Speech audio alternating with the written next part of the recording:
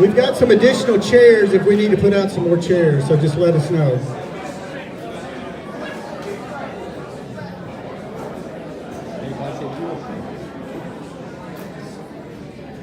Well, good evening.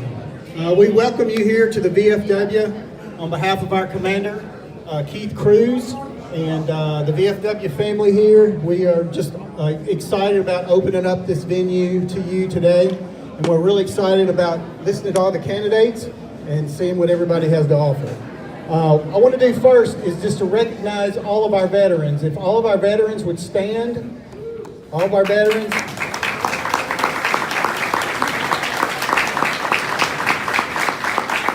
Thank you for your service. We appreciate it. If you're not a member of the VFW, please become a member. All right, just see one of us. We can help you out with that.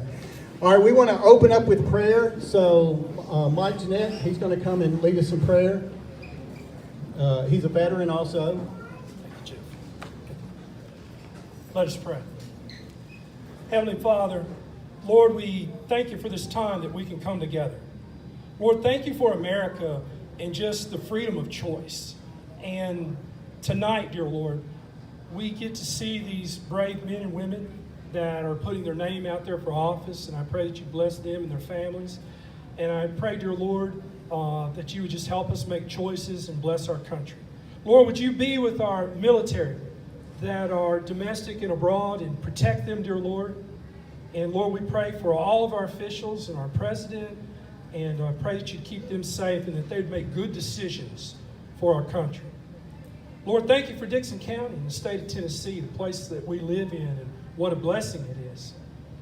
Lord, thank you most of all for your Son, Christ Jesus, who we receive salvation. Lord, would you bless this time and bless everyone here in the name of Christ Jesus. In Jesus' name, amen. Would you stand and face the flag for the Pledge of Allegiance?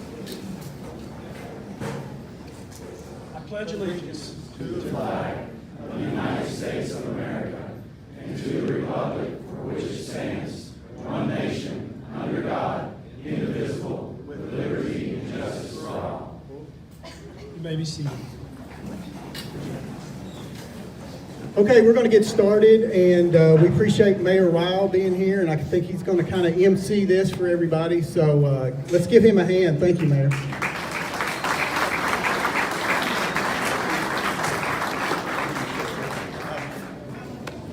That was a weak round of applause, so if I was running for office again, that would have hurt my feelings. But I'm not running again, so you can give me the weakest applause you want to. I appreciate all of y'all being here tonight. This is going to be a great night to get everyone together to listen to these candidates. It's so important what goes on in Washington, D.C. right now, and sending the folks up there to help President Trump make sure this country continues on the right direction. We need that done. So thank you for being here.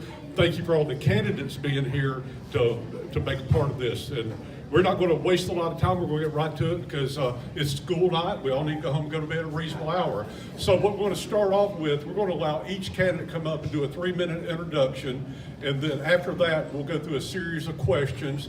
And I think for brevity, but enough explanation, we're going to limit the answer time on each of those to 90 seconds.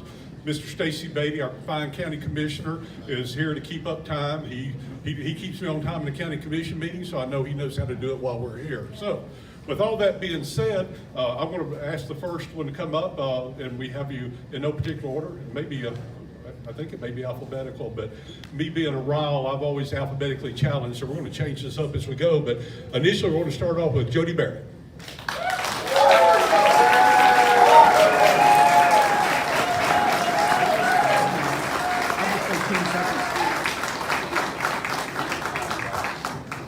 You got 10 seconds. You want to do that? I have 10 seconds. Thank you, Stacy. Appreciate that. No, when I give you that. Good evening, everybody. Thank you so much for coming out here. I'm so proud for Dickson County to see this many people showing up to an event like this. Thank you to the candidates for coming to Dickson County as well. Welcome to my hometown. Look, guys, this is a crucial time for this country. We are going to be the focus of the entire nation on this special election because the knives are out.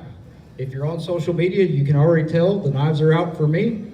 There's probably a reason for that, probably because I'm polling better than they would like me to poll. So here's the reason why I'm running and why I think you should elect me. First of all, I'm the most conservative candidate in this race. That's first and foremost. And the reason I say that is because I'm the only candidate that has 2 different agencies that has rated me with a 100% conservative voting record in the state legislature this year. Nobody else can say that. So I'm running to serve you, to tell you that you don't have to guess what I will do in Washington, D.C. as your representative. You can look at the last 3 years of what I've done as your state representative. You can look at the bills that I've run, you can look at my voting record, and more importantly, you can look what happens and what I've done when you didn't necessarily agree with what was going on in Nashville. Did I go along with the leadership and fall in line with my party and take pressure from the governor or the DC PACs that are sending all this money and running all these ads on your Facebook, annoying the heck out of all of you? Or did I listen to you and do what you wanted me to do? As your representative, that's my job. I'm supposed to do what you would do, say what you would say, and vote the way you would vote if you were sitting in the chair. I've done that for 3 years as your state representative, and I'll do it in Washington, D.C. too. I don't care how much money and time and energy they waste trying to attack me. It's not going to change me. I won't sell out, I won't back down, and I've got your back every time. Thank you.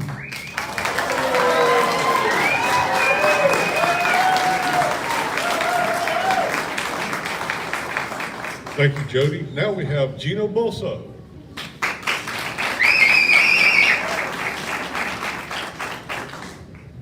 Thank you, Mayor. Good evening, everyone. It is such an honor to be here at the VFW tonight, and it behooves me to start by thanking all of you veterans who are here. You are such an inspiration to us, and I can assure you that once elected to this position, as your representative, I will do everything in my power to protect veterans, to protect veteran benefits. I will work hand in hand with Doug Collins, our head of Veteran Affairs, to make sure that our veterans are taken care of. I am so proud also that I can count among my supporters Tommy Vallejos, a 21-year veteran of the Army who has understood that I am the constitutional conservative in this race, someone who understands what our founders intended when they wrote that Declaration of Independence, that Constitution on September 17 of 1787. And we owe our freedom to our veterans, but not just that. We also owe our way of life, which many of you know is under attack by the woke left mob that unfortunately is just unleashed havoc across this country. Not just with DEI, but with this whole transgender issue, where they seek to redefine what it means to be a person. And I've had the privilege in the General Assembly of being able to pass 3 separate laws to protect girls in private spaces and to protect girls' athletics, to keep boys out so that it's fair, it's decent, and we actually have the type of wholesome athletic competition among our students that we need. And it's not something that's a thing of the past, because we actually, just recently in my county, in Williamson County, had an occasion where we had a school that divided boys from girls for their family life curriculum, which is our version of sex education in Tennessee, as the law requires, separating boys from girls. But this particular school allowed a male student who identifies as a girl to go into the all-girls auditorium where they were discussing sex education, the female reproductive system. The girls were so discomforted and so distressed that 13 of them left. On the second day, do you think that the school kept the boy out so that the girls could actually attend? No. They did the exact opposite. They allowed the boy who identifies as a girl to stay in the all-girls class, while 13 young ladies who should have been receiving an education were instead forced to wait in the counselor's office. And as of yesterday, on behalf of parents whose girls were affected, we have filed a case against the principal who allowed that and against the Williamson County Board of Education to make sure that those freedoms that our veterans have protected in our way of life is protected all the way. Thank you all very much.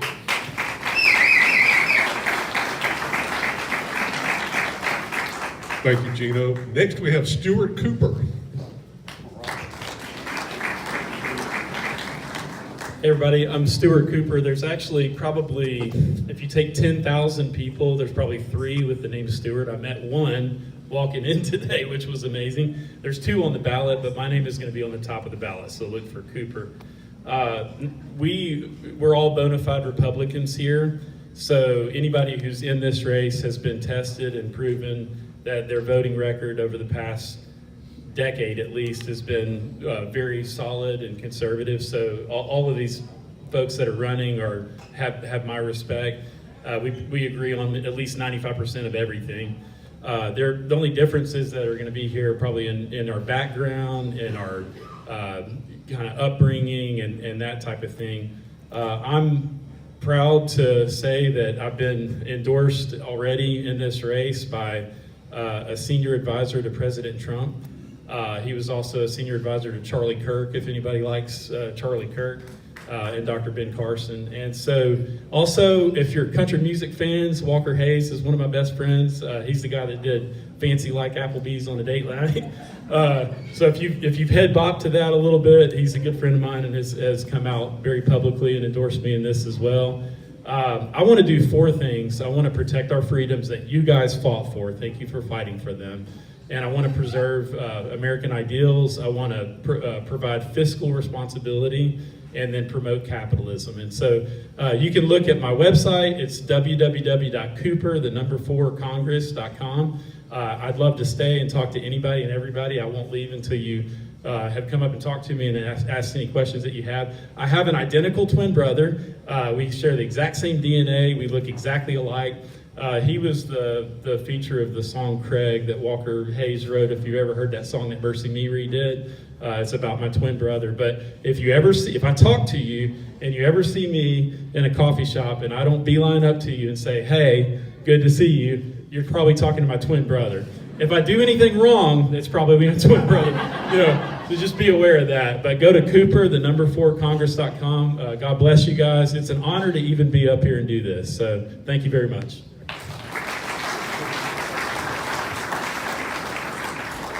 Thank you, Stuart. Now we have Mason Foley.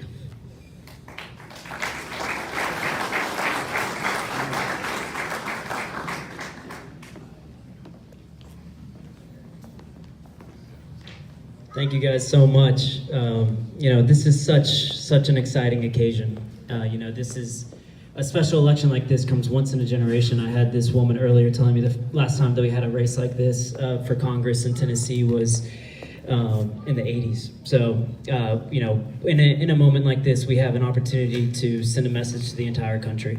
And I think being younger, obviously I'm the youngest guy in the race, I'm 28 years old. If I win, I'll be the youngest member of Congress.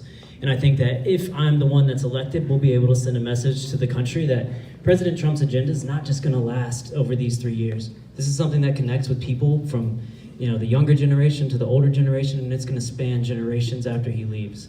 And I grew up here. I grew up in Middle Tennessee. I went to middle school, high school here, and ended up going to Clemson University in South Carolina, where I became student body president. And then after Clemson, went up and worked in Washington, D.C. Always wanted to come back home, moved down here, worked with a healthcare entrepreneur called Brad Smith. We helped launch and scale a couple of healthcare companies, and I was working with one specifically called Main Street Health. We focused on rural healthcare. I started at the company when we were in 7 counties in West Tennessee and helped expand the business to 26 states. I personally went to 23 states last year, again, focused on rural communities and rural healthcare, and realized, you go into one of these communities, right? It's like you've seen one rural town, but a lot of these problems are the same, and they're also being ignored by the people up in Washington. And we need somebody that's gonna go up there and address that. So if I go to DC, I'm gonna help President Trump finish a job on immigration and the opioid crisis. I'm going to help him continue the job on national security and make sure that we don't send our troops to fight in wars that they don't need to fight in. And I'm going to help him launch the job on the third wave of the Industrial Revolution. Well, hopefully we can focus on advanced manufacturing and AI. And a lot of people is like, oh, you want to bring up AI? But whether we like it or not, AI is going to teach our children. And it's either going to be AI that's made in the United States or AI that's made in China.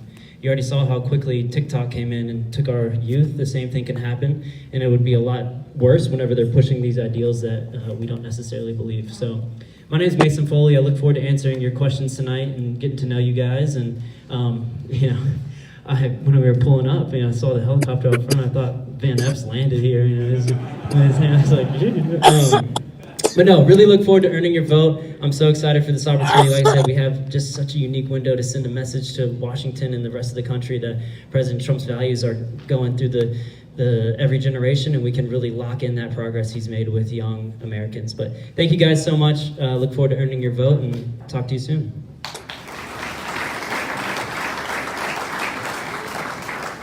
Thank you, Mason. Now we have Joe Lures.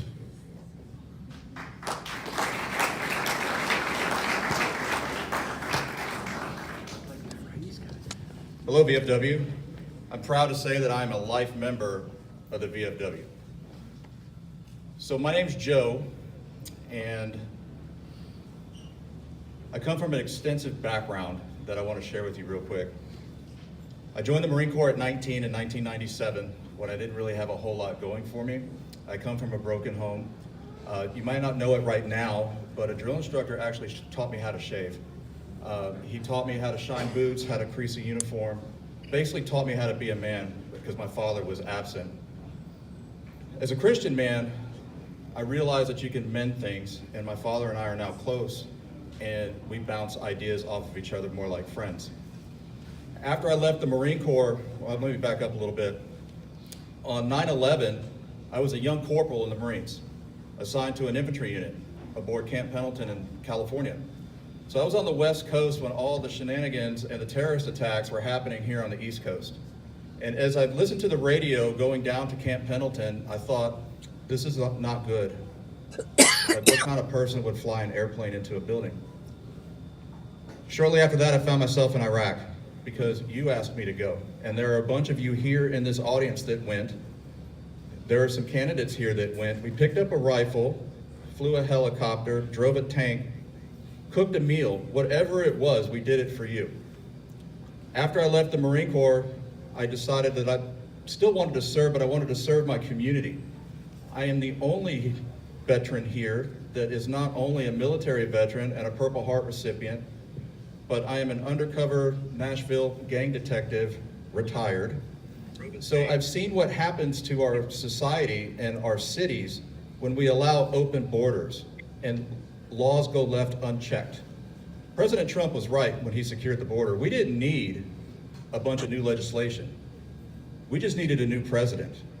We don't need a lot, go ahead, no, thank you. We don't need a bunch of new laws to fix what's wrong with America. We need to enforce what it is, and that's what I did as a detective in Nashville. I am one of you. That is exactly what the Congress is supposed to be. It is supposed to be, just like Jody Barrett said, your voice in Washington, D.C., to tell them that actions have consequences. When you send people like me, people like you to combat, you have a duty to take care of them. You have a duty to honor them for all of their sacrifice. With all this defund the police, we see what's happening in our societies, and now the pendulum is swinging in the other direction. And we are in Tennessee, thankfully, that we are taking care of all of this because we're just enforcing what we already have, and that is what I bring to the table. You called me on 911 or 9/11, I answered. When you dialed 911, I answered. If you give me the vote, I'll answer. Thank you.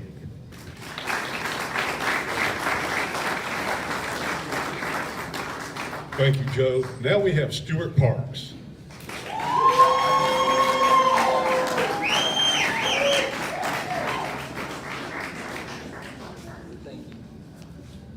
Thank you so much. Wow, I am so happy to be here with you all. First of all, thank you, Dickson County GOP, for hosting this amazing event. I want to honor Miss Mary Smith, Brian Johnson, Alex Joyner, Miss Jacqueline Griffin, and Angela Baggett for y'all's incredible work in making this amazing event. The whole world's watching right now, and it's amazing to me that a lot of people don't know the significance of this special election. To tell you a little bit about me, I love Katie's Ice Cream. great ice cream shop y'all have here in Dickson County. I got friends and relatives that live out here, and they love Dickson County. And so I'm so happy to be back here. Y'all are incredible to me. Actually, a year ago from tomorrow was my release from the halfway house. I was involved in January 6th, and the communists threw me in prison, and I still got that fighting spirit from fighting, not fighting the cop, but just, going to January 6th to fight. But yeah, election fraud, that's right, God bless you. And then fighting the swamp and the communists in court, and then fighting to stay alive in prison, and then now I'm here. So to tell you a little bit about me, if you've never heard of me before, I'm Stuart Parks. I'm born and raised in Nashville, Tennessee, one of the few candidates that's actually born in Tennessee. I'm an unvaccinated Tennessee Christian conservative, homeschooled. God bless you. Yes, God bless you. Yes, shout out to all the unvaccinated. We survived. Yes.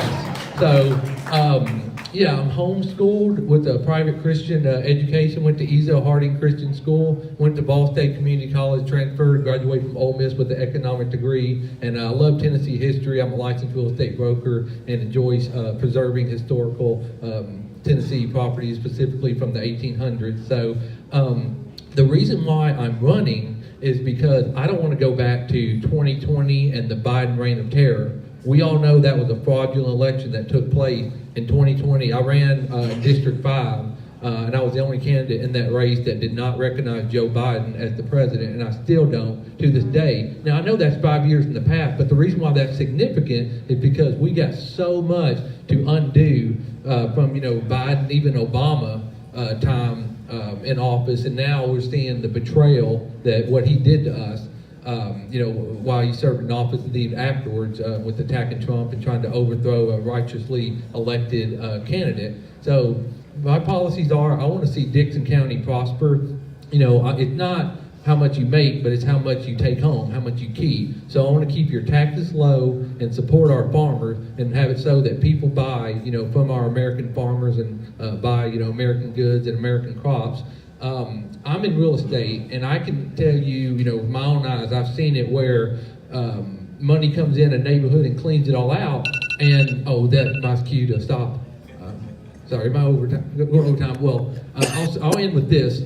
The money cleans up the neighborhood, and the criminals leave, and you got to ask yourself where they're going. And I don't want them to come here in Dickson. So that's why, I'm strong on law enforcement, and I want to get the illegal immigrants out. That's why I'm huge on partnering with local law enforcement so y'all can have the resources to get the illegals out should they come to Dickson County. So my name is Stuart Parks. I also would like to honor Maury Stewart. If y'all remember him, he was y'all's famous barber in White Bluff. His grandson is here with me. He picked me up from the airport on January the 7th.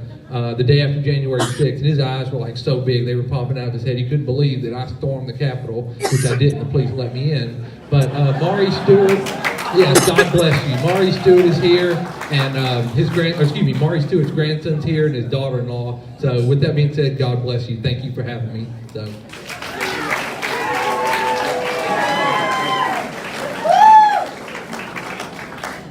Okay, Stuart went about a minute long, but he was out of bounds for about 8 months, so I think we're going to allow that. So, thank you. Appreciate it, Stuart. Now, Matt VanEpps.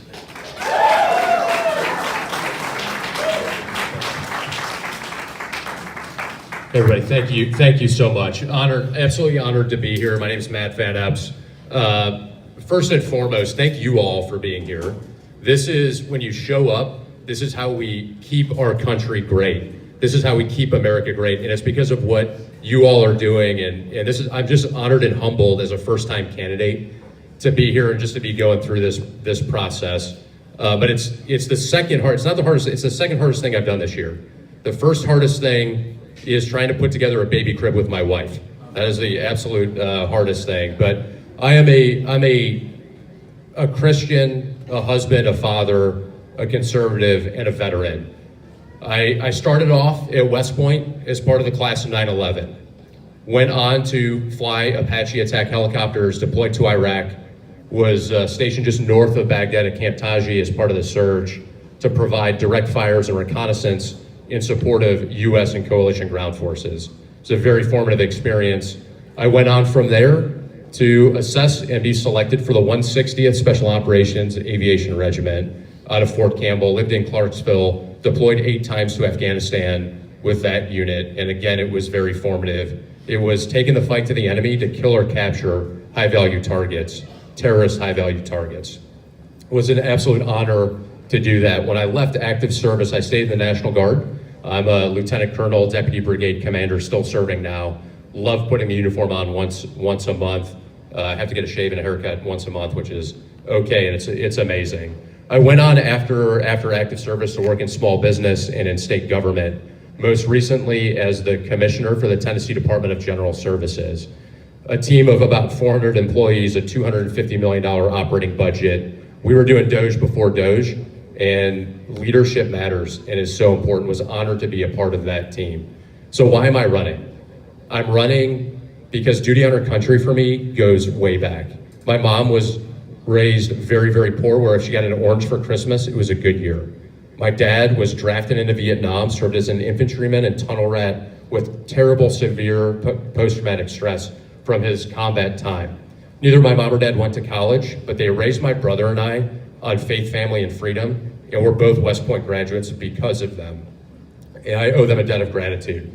I'm running because my daughter, who is, I'm teaching how to walk right now, is the best thing ever, because I care about her generation, about that generation where we need to keep woke ideology out. We need to ensure that they have the opportunity. We need to get them to put their cell phones down and get outside and play like we did growing up. I'm running because I want to get to Congress to support President Trump and the Speaker. I've been honored to be endorsed by Mark Green, so honored and thankful for that. And I want to get there to represent you, to take the fight on behalf of all of us. As an America First conservative, that's what I'm going to do. I look forward to earning your trust and your vote. Thank you all so much. Thanks for being here. Honored to be here.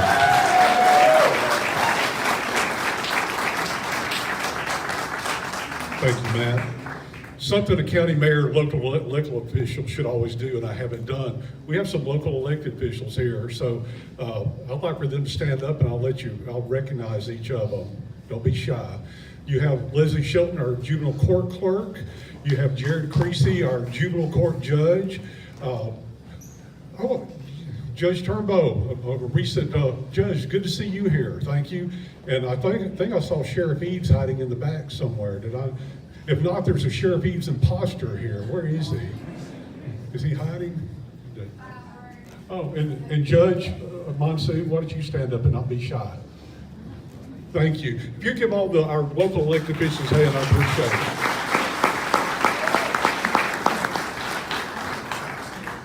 And if I missed you, I'll be outside the parking lot and we can go at it in a few minutes. So, at this point in time, we're going to go through the question phase on this. I have these. These questions were submitted. I did a little editing because some of them didn't sound like anything I'd say, and you knew we made them up. So, but we're going to do this in a rotation where everybody gets to go first. I think we have about 14 questions, and so we started with Representative Barrett with the initial question, and I'm going to move down to the second one on this. I'm going to ask the initial question. I know there's several of you here. If you need me to repeat it again, I'll be happy to do that as we go forward. But first question is, what are 2 big issues that convince you to run, and how they impact the 7th Congressional District, Dickson County? First is Gino Bulso. Might need that too. 2 issues. Obviously, immigration is number 1. We've had a terrible problem with illegal immigration over the last few decades, but in the last 4 years, it's been horrific. And I want to go to Washington, D.C. to help President Trump not just stop illegal immigration, but to deport those who are here illegally. You know, we have a rich tradition of immigration in our country. You know, our current immigration law was passed in 1882. Ellis Island opened up in 1892 and was open for 62 years until 1954. My own grandparents came over from Italy through Ellis Island back in the 1920s. But during that entire 62-year period, we had only 12 million immigrants. And yet, Biden and Harris allowed more than that number to come through illegally in just 4 years.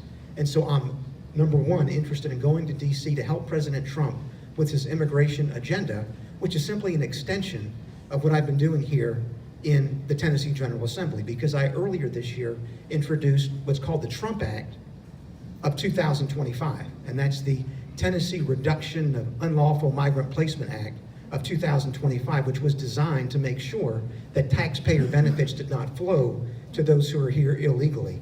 The second issue is something I alluded to earlier.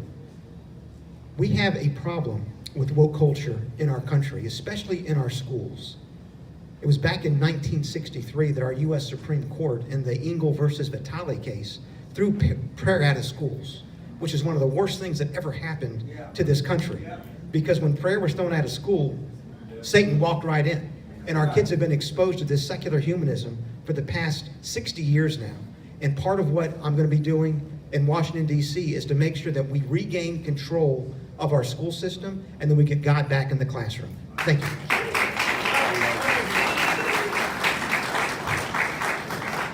I did miss one housekeeping measure. Had some concerns that you might not be able to hear in the back. I said that to a preacher about 30 years ago, and he said, Ron, you might want to move to the front row. So if anybody needs to move up front, there's a few extra seats. But secondary to the candidates, use your outdoor voice so those folks in the back can hear you. Next, we have Stuart Cooper.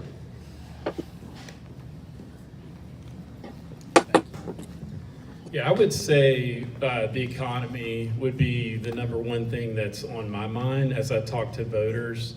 And I've got 4 kiddos. The 2 oldest are in college right now, the MTSU. They're actually, I'm really proud of them. They're actually paying for, I told when Philip was 6 years old, I pulled him, he asked for a Lego set, and this was close to 2009. And the economy was terrible. I was in the housing industry at the time, and I think he saw anxiety on his dad real quick. And so I pulled him out and pulled him over to a whiteboard, and I whiteboarded how much college would cost. And so he sees all these zeros, $100,000, and he doesn't even have a concept for that. He's 6 years old. He starts crying. And I said, well, buddy, why are you crying? And he said, I'm never going to be able to afford college.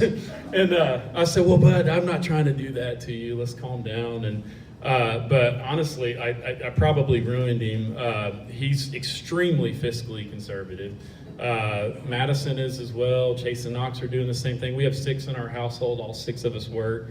I got 2 that are at Chick-fil-A all the time. They probably served you. 2 of them on Highway 96, and then 1 at Publix, and another one works at our swimming pool.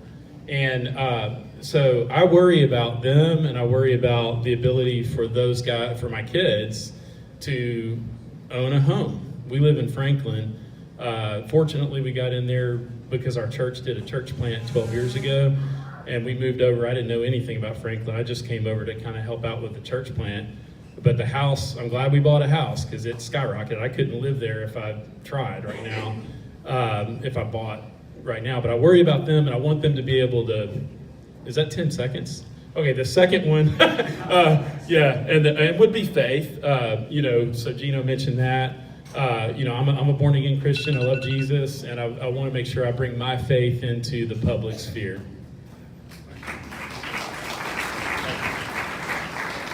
Next is Mason Foley.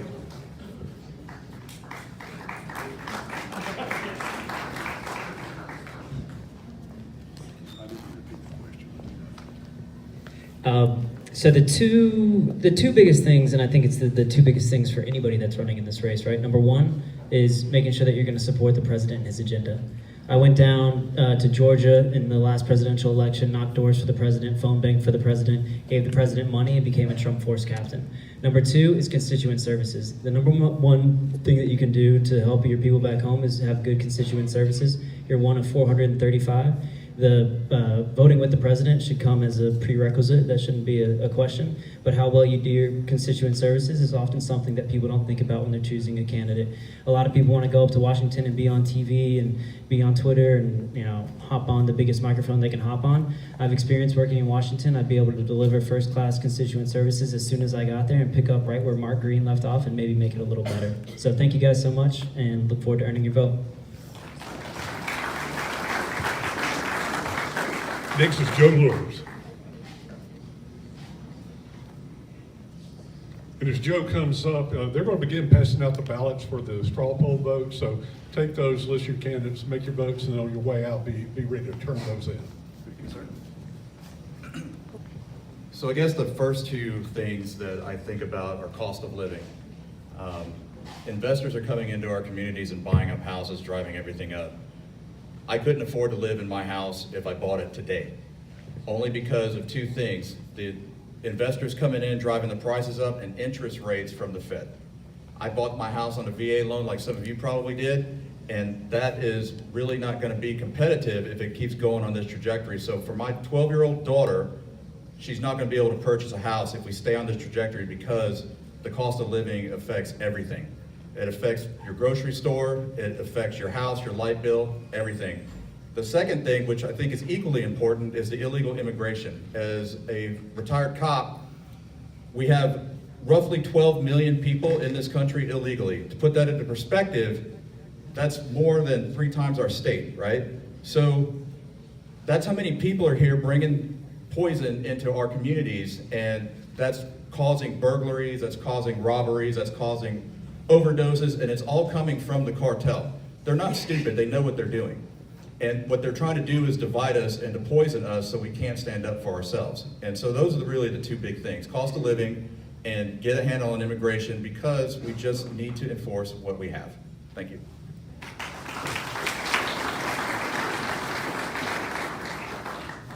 We'll have Stuart Parks come up, and also for informational purposes, this is being videoed tonight. It'll be on YouTube, DCTV, I believe is what that's called. So you can watch yourself and later on and put a little more pressure on these candidates too.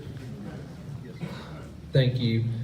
My two biggest issues in the event I'm elected to serve as your congressman, the first one is the economy, making sure we have a strong economic system here in Dickson County. I want you all to thrive and prosper. I want you to have the house of your dream, the farm of your dream, be able to keep the farm, and the family, and make a lot of money selling crops and livestock, and living the life that you've always dreamed of, and your churches thrive, and your institutions, and your business, and so forth. So the economy is very important to me. And so, keeping the taxes low, because I'll tell you this, I own several properties in Middle Tennessee, and I just want to scream bloody murder every time I look at my tax bill, my property tax bill, that's going towards, funding woke schools and secular curriculum and all these things. So, again, I want to see your home values and your assets appreciate and keep your property taxes low. So keeping the inflation low is a big priority for me. The second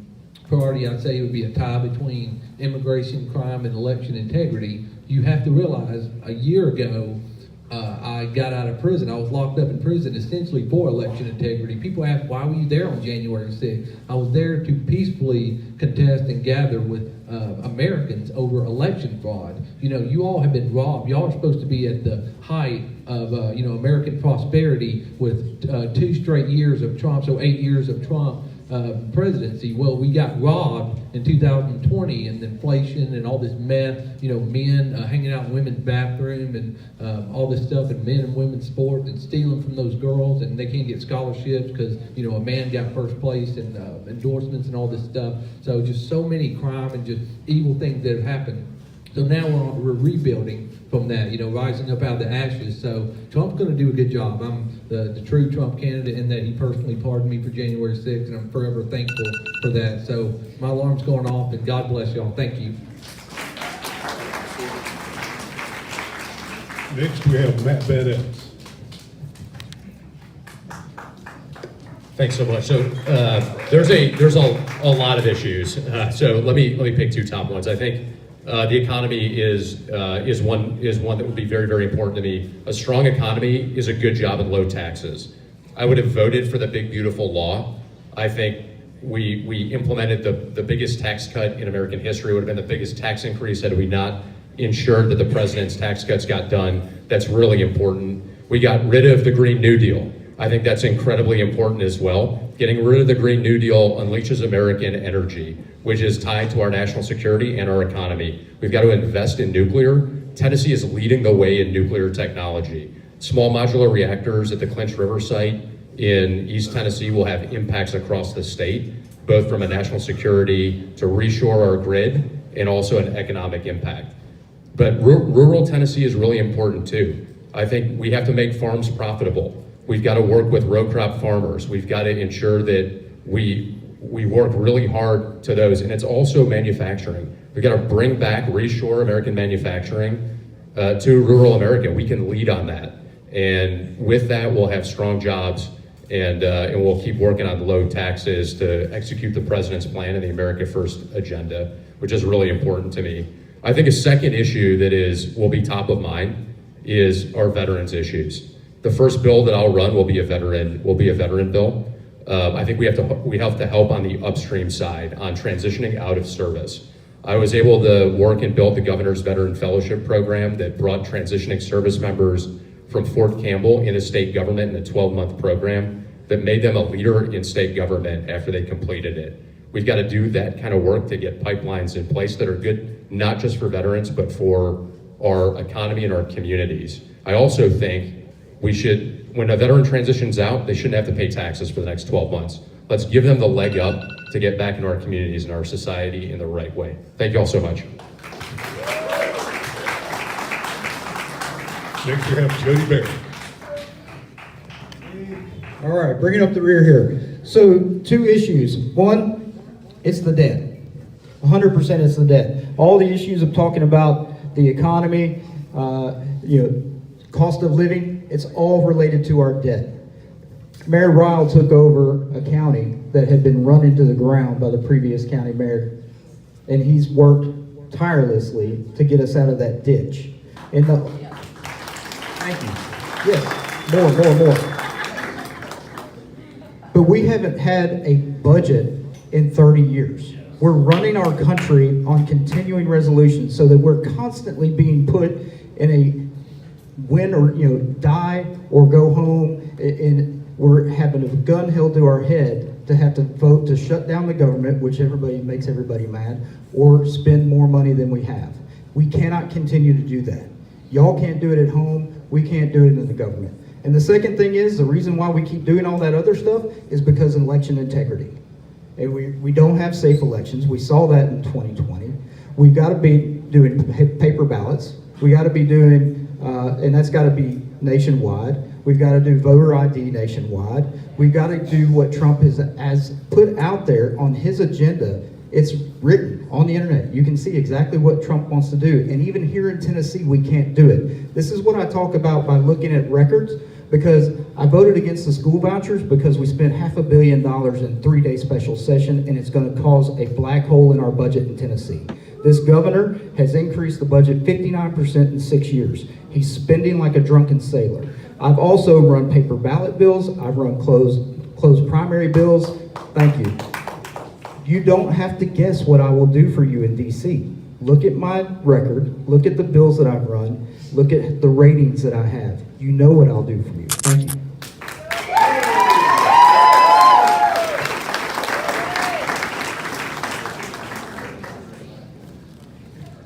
The next question is, please tell us about your relationship and view of the 7th Congressional District. The first person we'll have up is Stuart Cooper.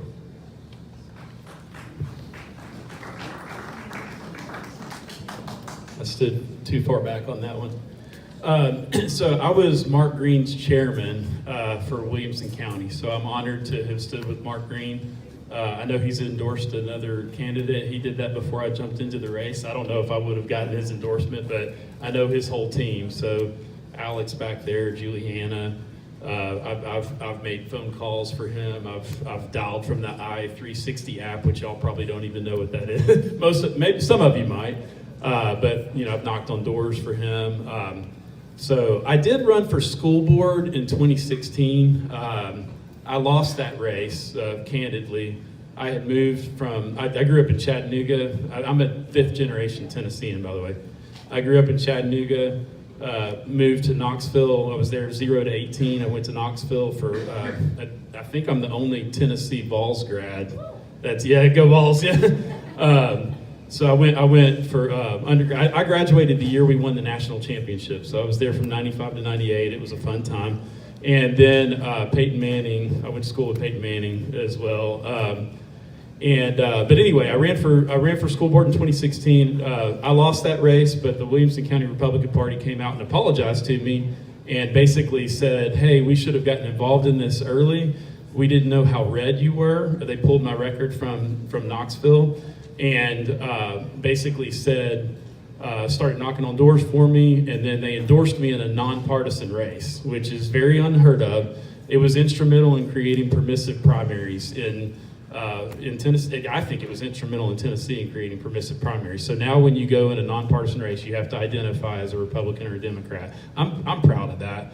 I'm more proud of winning their endorsement than I am of that race. So that was in the 7th Congressional District. I live in Williamson County. I'm in Franklin. This is in my backyard. That's my answer.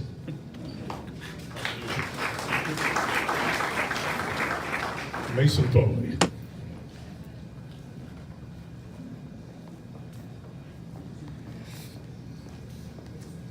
The 7th District of Tennessee is my home.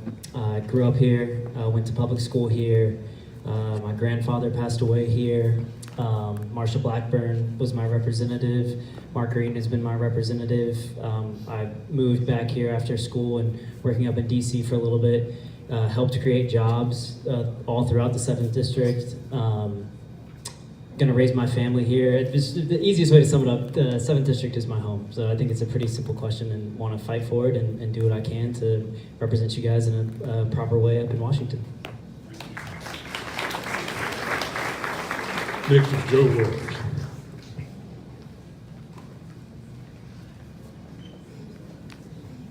So in 2008, I came back to Nashville after serving in the Marine Corps, and I was in the Tennessee 7. I started working in the Tennessee 7. I started protecting the Tennessee 7, whether I really knew it or not back then, but I was making a positive impact on your life. I live here, I'm married, but perhaps the most important thing that I am is a father, and I want to make sure that my daughter has everything that I didn't have growing up. I want to make sure that my daughter lives in a world, a district, a state that she can be safe. She is not going to go into a locker room where there is a male. That's just not going to happen. And these are the things, like the values of the Tennessee 7, I hold dear as a patriot and a protector, but more importantly, a servant leader. I want to take care of everybody, whether you're a farmer or whether you're working in Nashville in one of those big skyscrapers. It makes no difference to me because I can talk to anybody. And that's the problem that we have forgotten, like up at Congress. You need to be able to talk to understand and then solve a problem. That's literally what we pay people to do up there in Congress. Thank you.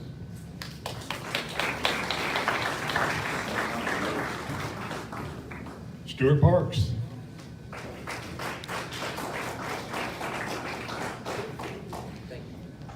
Wow, that's a great question. What is my relationship with the 7th District? Man, I got a long list. So it's basically in my DNA, the 7th District. Born and raised in Nashville in District 7. My mother's father, my grandfather was born in McEwen, Tennessee, which is Humphreys County. My grandfather, so my father's father, majority of my life had a farm in Barren Plains, Tennessee. That's Robertson County. That's also District 7. I've been to 12 out of 14 counties. I mean, it's a lot of counties, a lot of surface areas. So I've almost been to all 14 counties in District 7 because I love you guys. I try to remember your names. I come to see you, to shake your hand. So I'm not one of these that just stay in Williamson. I love Williamson County, got friends there, but there's 14 or 13 other counties. So I take the time to drive, to shake your hand and get to know you and admire your wonderful farms and cornfields and everything. So, I share the same Second Amendment policy, which is, permitless carry, Constitution carry. I don't believe in, having to ask someone to pull a permit just to protect your family. And I understand how rural and, you might not have a police officer or law enforcement nearby that you can call on, so you have to stand your ground.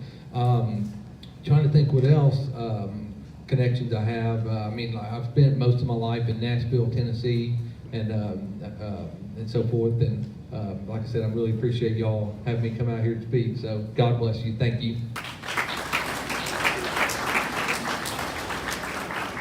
Now, Matt VanEpps. I just was very blessed in my life to have come to Tennessee with when the Army brought me here. And I was just amazed and lived in Clarksville and was so honored to be a part of the 160th and to be in Clarksville. I live in Nashville now, but I just can't imagine what my life would be like had I not been blessed for the Army to have brought me here. I deployed out of, as I mentioned, I deployed out of Fort Campbell, went to combat, and when I came back to Clarksville, I was treated like family. It's why veterans are, one of the many reasons why veterans are so important to me. My brothers and sisters took care of me, and I continue to serve. I'm still serving in the National Guard, and that's really important to me. I've been working defense support for civil authorities and plans to, when earthquakes or natural disasters happen, I've been working on plans to support our communities. I went on to serve in state government. I was in my first job in state government. I was in the Tennessee Department of Veteran Services as an assistant commissioner, and essentially a line, Montgomery County line south, everything west of that, the western 33 counties is what I covered. And so that was the field offices, the state veteran cemeteries, and the partnerships with county mayors, which was incredible, being able to travel around and meet with the county mayors to work on veterans issues, which was just amazing. My daughter is born here. My daughter will always be a lifelong Tennessean. My wife and I, this is home. We'll be here forever. And I think regardless of the outcome of this election, I will continue to work and to serve folks of Tennessee and our district in some way, in some capacity, whether that's in uniform, out of uniform. And I do live in the district, and will be voting for myself on election day. And excited for that. Thank you all so much. Jody Barrett.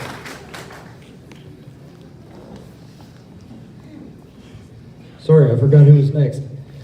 Thank you for this question. It's a softball, I better not miss it. I was born here. I came from this dirt. Good Lark Hospital right over here, Horizon Medical Center, that's where I hit the ground. And when they took me home to VanEpps, to a single wide trailer on a cattle farm with quarter horses. My parents divorced, we moved to Dickson. I grew up here in Dickson. I went to Burns Elementary, James E. Sullivan Middle School, Dickson Junior High. I've got classmates in the room. Judge Monsu and I played soccer, graduated high school together. Abigail's here. This is my home. I wasn't stationed here. I didn't move here for business. I actually live in the district too. I'm not trying to tell the people of the 7th District how to live their lives when I don't even live here and can't vote for myself. If you haven't picked up on the fact there's somebody here that's doing that. And the fact of the matter is, I've been all over this district my entire life. I don't need a GPS to find Waverly or Erin. I've marched in the Irish parade. I've been to the Irish picnic. This summer was not the first time I've been, unlike some of the candidates here. I don't need a GPS to find Waynesboro or Decaturville. I've been on the Kentucky Lake. I've caught crappie and catfish. I've done all the things that you've done. I've cut tobacco. I've baled hay. All the things that you do as a kid in a small town like this. And I want to go to DC because these small towns, these rural counties, they need a representative that understands what matters to you and how you live and what your values are. Not all the money in Williamson County, not all the power in Davidson County. Y'all need somebody that understands and cares about what you want and what you need, and that's what I'll do for you. Thank you.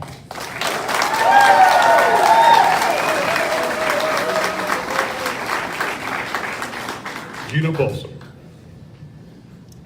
Thank you, Mayor. You know, I've been across the 7th Congressional District, and what I've found are patriots. Freedom-loving patriots. And in a word, the job of our next congressman is going to be to try to make the rest of the country more like the 7th Congressional District, which is America the way America was meant to be. You know, we've got a great legacy from our founders, and particularly from James Madison, when he wrote in Federalist 45 that the powers of the federal government are few and defined, and those of the states are numerous and indefinite.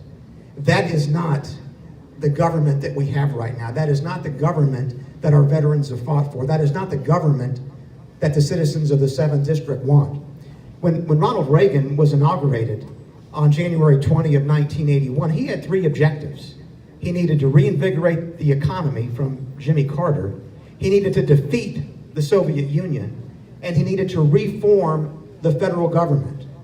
He was able to do the first 2, but there wasn't quite time for him to get to the third.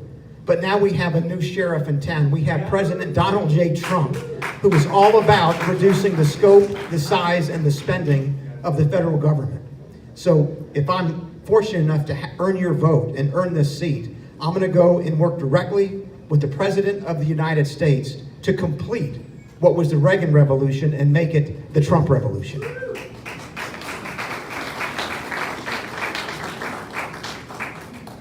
Now we're to question number 3.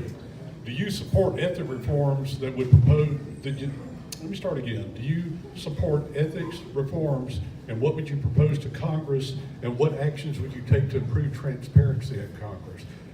This will be Mason Foley.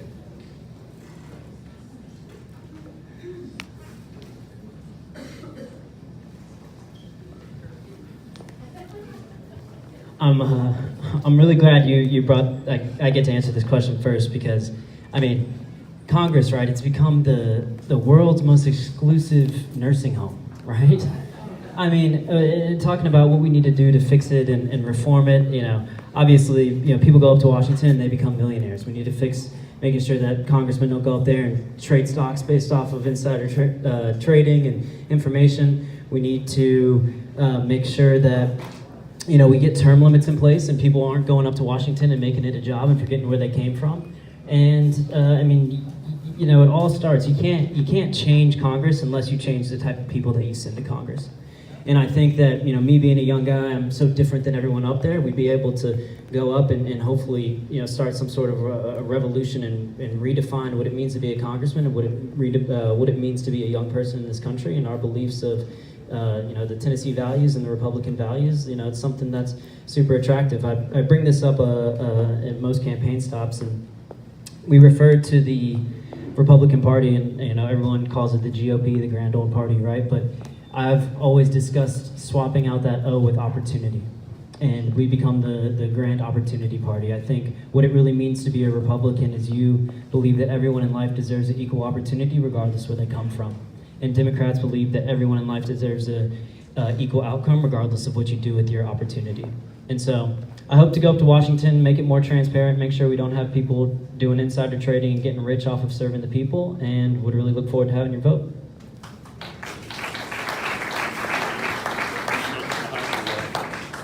Next is Joe Lewis.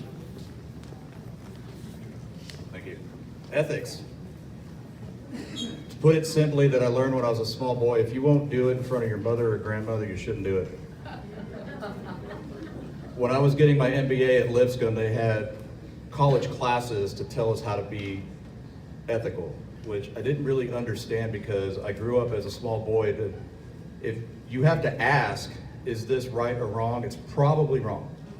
And I think a lot of us would agree with that. As an undercover detective, the citizens of Nashville gave me the power to take your freedom up to and including your life to enforce the law. You don't just give that power to people that are unethical. Now, are there bad police officers? Absolutely, just like any other, but we root them out. And in order to change the Congress, you need people that have values, that have these ethics instilled in them from when they were this big. To what I put into my daughter, I tell her all the time, I don't care what you did, just don't lie to me, because that's gonna get you in trouble faster. So, to put all of it into one thing, I try to be as transparent as possible. The way that I stand here and talk to you, to your face, is exactly what I'll say behind your back. It's just the way that I am. I cannot be bought. I worked in a world to where there was lots and lots of drugs, lots and lots of money, plenty of opportunity for me not to be ethical. But it is not worth my freedom, it's not worth my moral compass, And it's just not worth it to me as a man. And that is the type of ethics that I would bring to Congress to show these people that you can't say one thing over here and then do something over here. Because I'm gonna find out I'm really good at putting the pieces of the puzzle together because I was a detective and that's what we do.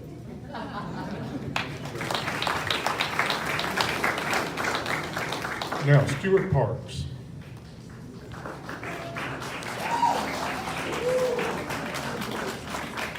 Thank you. So several things that I want to introduce ethic-wise in the Congress. So obviously the burning topic is insider trading.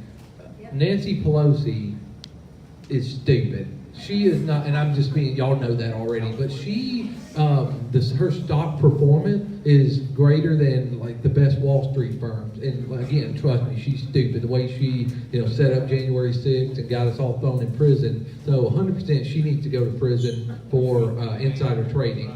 Another thing, God bless you. God bless y'all. Another thing that's really we're seeing in the state level, I can't believe I have to say this, but you have to be a legal citizen to hold office. That's on the federal level and the state level. Even you have to be a legal citizen to serve as a police officer. I saw where a state level legislator came out, I think it was in Minnesota. She said, I'm not, a legal immigrant. And we're seeing like state level legislators, fly and try to get, hold office. And a police officer in Maine, they arrested him, and I think deported him because he was an illegal immigrant. So we're seeing that, in the state and local level, people that are here illegally holding federal offices. And then I see, people like Ilhan Omar and AOC, and I question sometimes their legal status, just how much they hate our country and talk bad about us. So, just making sure you're here legally, and make sure you here legally and you can legally hold office. Other things, let's see. I had like one more topic again with the insider trading and making sure you're here legally. Here's another thing too. When you go out and obstruct an ICE agent from deporting illegal, you need to be kicked out of Congress. We're seeing members of, God bless y'all, we're seeing members of Congress get involved in ICE raids and violent protests. Now you're saying, well, Stuart, you were involved in January 6th. How do you have the audacity to say that? January 6th was a peaceful event, family-friendly and family-oriented event, so I can say that. These members of Congressmen, they're committing treason by, impeding ICE raids. So that's my response. Thank you. VanEpps. Yeah, this is a great question. I think to start, ethics is the paramount. It's about trust. It's about building and maintaining trust. And that's trust with constituents, it's trust in our system, it's trust in our form of government. And when we do anything to erode that, we don't maximize our system, our republic, and it puts so much at risk. And so, yes, I am absolutely will work to ensure that insider trading does not happen. That not just Congress needs to be ethical, but so does the rest of government. And we need to work to ensure that our federal agencies, our judiciary, it has the bar set at the absolute highest level, and we maintain that. Some of my guiding principles still, values for me, are the Army values: loyalty, duty, respect, selfless service, honor, integrity, and personal courage. And that's what I'm gonna take on behalf of all of us, should I be given the opportunity, and fight really hard to do that. Thank you all. Thanks.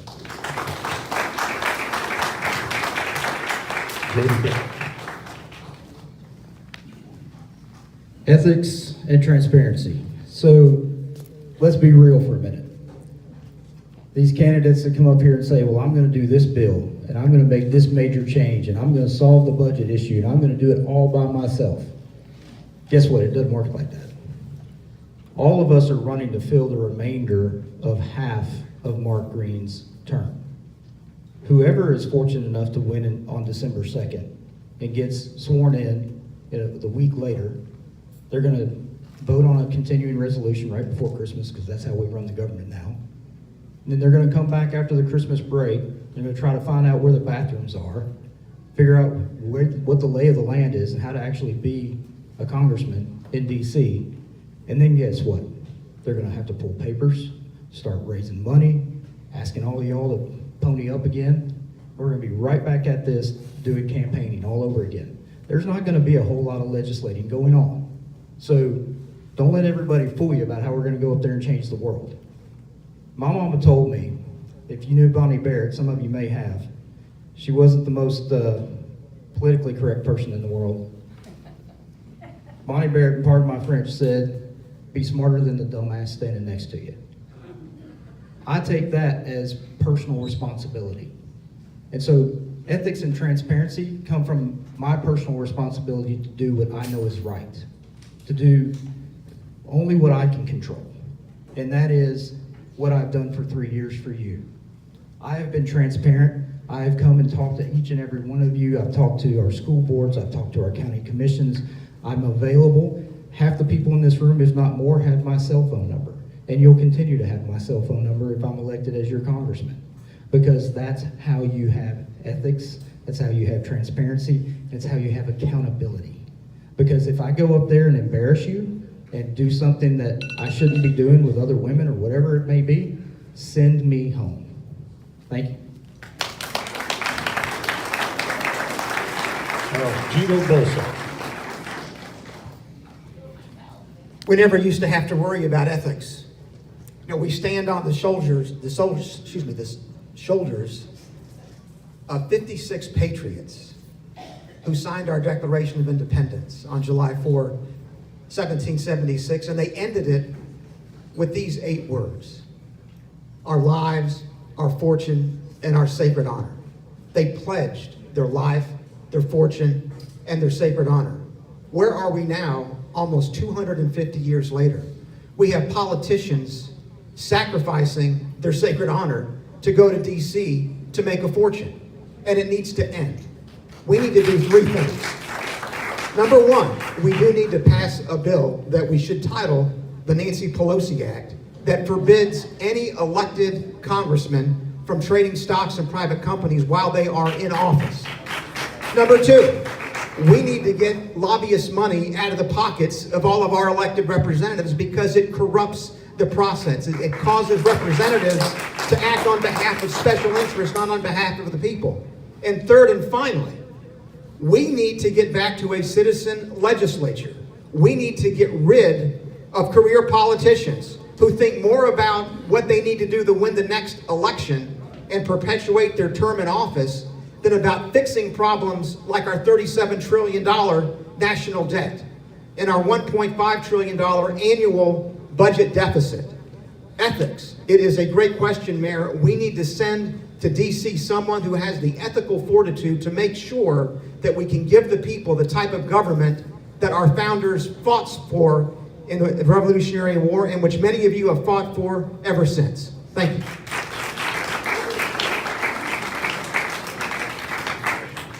And right into Stuart Cooper. Well, part of being last on a question is I feel like I can stand up and just bunt. If the bases are loaded, I don't have to say anything else, and you know, somebody will score. So I can't add to anything these guys said. What I would do is, this sounds weird, but I would honor all the folks that are brave enough to stand up here and do this, because what they're signing up for, what I'm signing up for. A lot of people don't know 70% of congressional Republicans sleep on a cot in their office. I don't know if y'all know that. Paul Ryan, when he was the Speaker of the House, slept in his office. So I don't think any of these guys, I'm definitely not, are going to DC or wanting to go to DC to make money. I'm definitely not doing that. If I wanted to do that, I would stay in my current job. I'm going to hold out off of I can make a lot of money in the role that I'm in right now. So my pay will go down if I step into this role.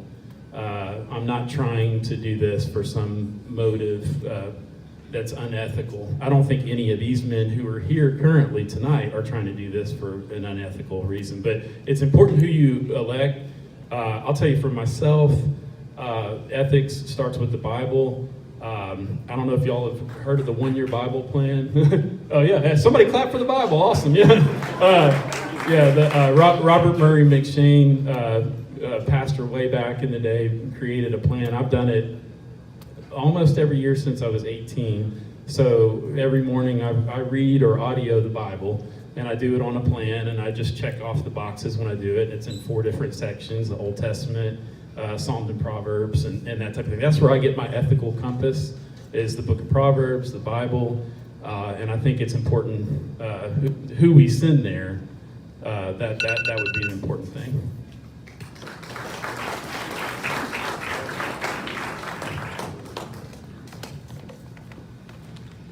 This next question is kind of my favorite question whenever a candidate shows up for state house, state senate, Congress, Senate, governor. So I get to ask that every once in a while. Somebody state a little nicer than I do. How would you work to bring more infrastructure investments such as broadband, roads, and utilities to underserved parts of our district? My question always is, what you going to do for Dickson County? So first up on this would be Joe Lewis.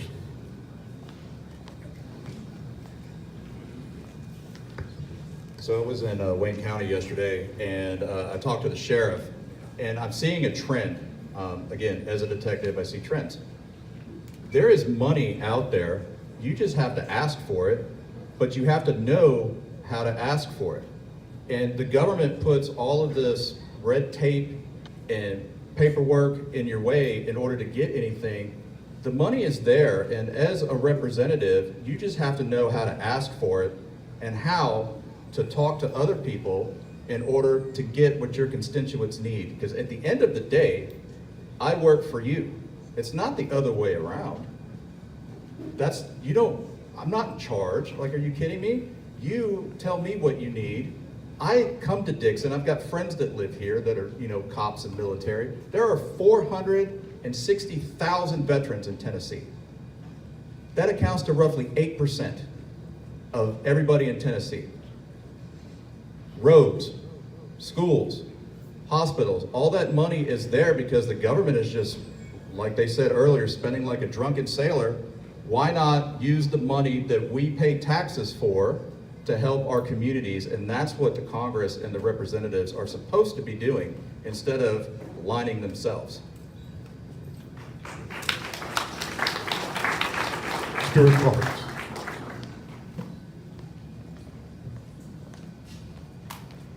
Thank you. Well, I have a lot of thoughts with that. Keeping your infrastructure safe. You will not have a single pothole in any of your roads should you elect me as your congressman. Your bridges, God bless you. God bless y'all. Your bridges will be safe. You won't have any fear of it collapsing or anything as you go across to go about your normal everyday life. I love history, and Dickson County has a lot of wonderful history, beautiful historic buildings, and I want to see to it that we remove red tape and any type of restriction so that private businesses and individuals can work to preserve and keep y'all's beautiful history and square and everything, and make sure your courthouses and everything have adequate funding to have beauty and cosmetic architecture and everything. So keeping your institution in your schools, make sure your schools look great and have the correct funding, so you have heat and air and comfortable institutions and so forth, and making sure your schools are well funded so teachers can make good money and not have to carry out woke curriculums and face angry parents. So like I said, I love making sure everything's well funded and y'all have the money you need. So that's my response. So God bless you.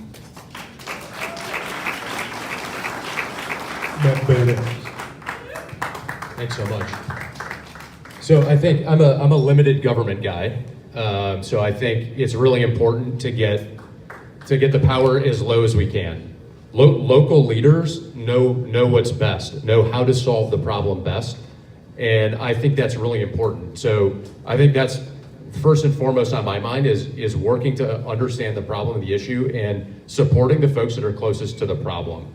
As far as infrastructure goes, it's really important to invest in roads and in cell phone tower broadband infrastructure, and some of that is about prioritizing that. It's working with local governments. It's eliminating red tape. And I think it's also invested. We've got to unleash the private sector. Government has a part to play, but government is not the answer to our solutions. There is a critical part, but we've got to get the private sector involved. We've got to ensure that we remove that red tape.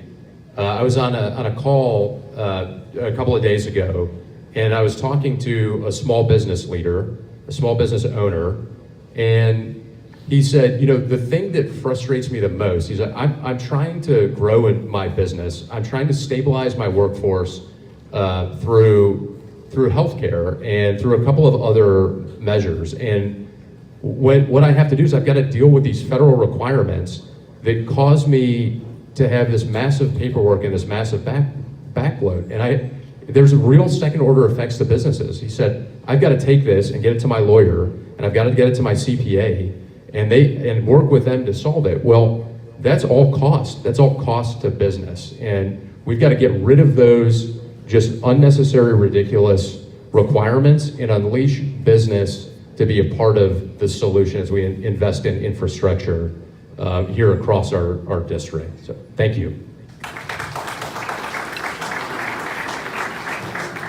Jody Barrett.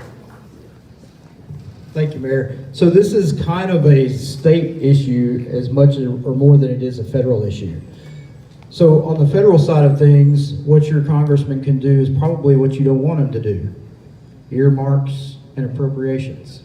So that's the question. Do you want somebody that's going to go up there and try to play the game, get in with the inside, sell you out just so he can get a project done back home in his hometown, get his picture in the paper and say, hey, look at this road project I did. I'm sure the mayor would love for me to go up there and find the money to get 840 extended to 96. The number one thing that he's probably been trying to do ever since he got in office. But the question is, what ring do you have to kiss, and how much of your soul do you have to sell to get that done? As I said before, the debt is the number one thing. Now, it's our money.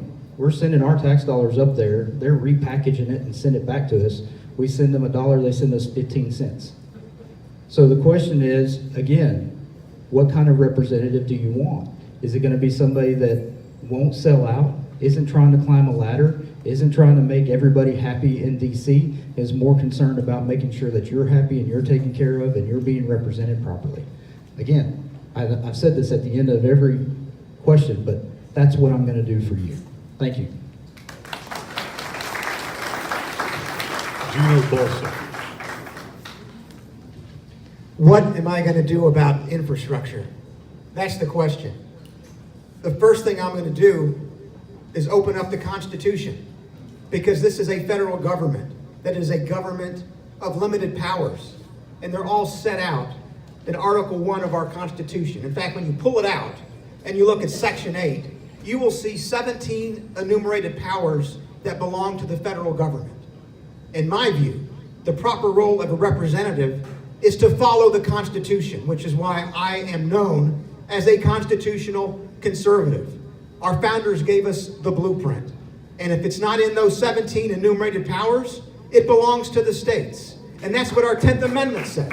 You all know it. The powers not delegated to the United States by this Constitution, nor prohibited by it to the states, are reserved to the states respectively or to the people. That's the type of leadership and governance you're going to get from me. We need to reduce the size of government. To do that, we need to get back to following our Constitution. If we are going to be able to complete the Reagan Revolution of the 1980s and reduce the government and support President Trump in his efforts to eliminate waste, fraud, abuse in government, we need to get back to our constitutional principles. Have you all noticed that when the government gets involved in funding something, the cost just exponentially increases? That's what's happened with healthcare. That's what has happened with college tuition. That is what has happened in many respects to infrastructure and construction projects, because the federal government taxes us way too much. The money goes up to DC, half of it gets wasted in a bureaucracy, and then we get crumbs back at the state level to fund things like infrastructure. In my view, we need to begin the process of getting back to the kind of government that our founders wanted us to have, and that's exactly what I intend to do. Stuart Cooper. Yeah, to add to that, I just took ChatGPT and I asked it about some wasteful government spending. So $168,707 for a Dr. Fauci Museum exhibit. $2 million for a honeybee sensitivity study. What the heck is that? $3.5 million for a fish treadmill study. I'm laughing because this is ridiculous. $96,000 for a study on why Americans use so much toilet paper. Probably because they need to. I don't know. Honorable mentions. $27,000 for a USDA study on how pigeons make decisions. This is ridiculous. And $1.3 million for a DoD-funded AI project that simulated war between robots modeled after Star Wars characters. So my simple answer would be, let's get rid of all of that and spend money on infrastructure.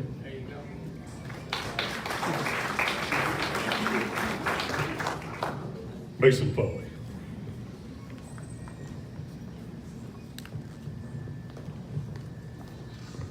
Thank you.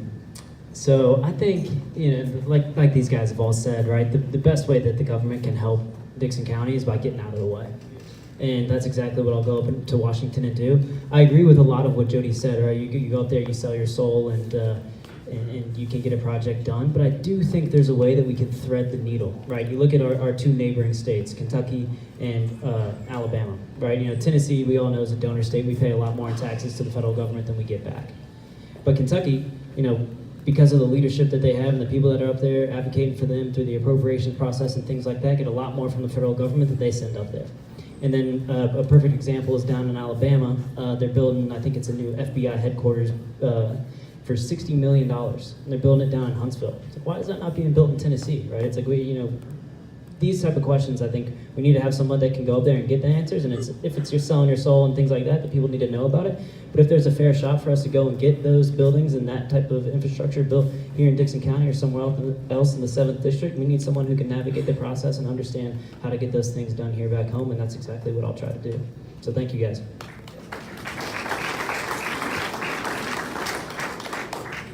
The next question is, Fort Campbell is a major presence in this district.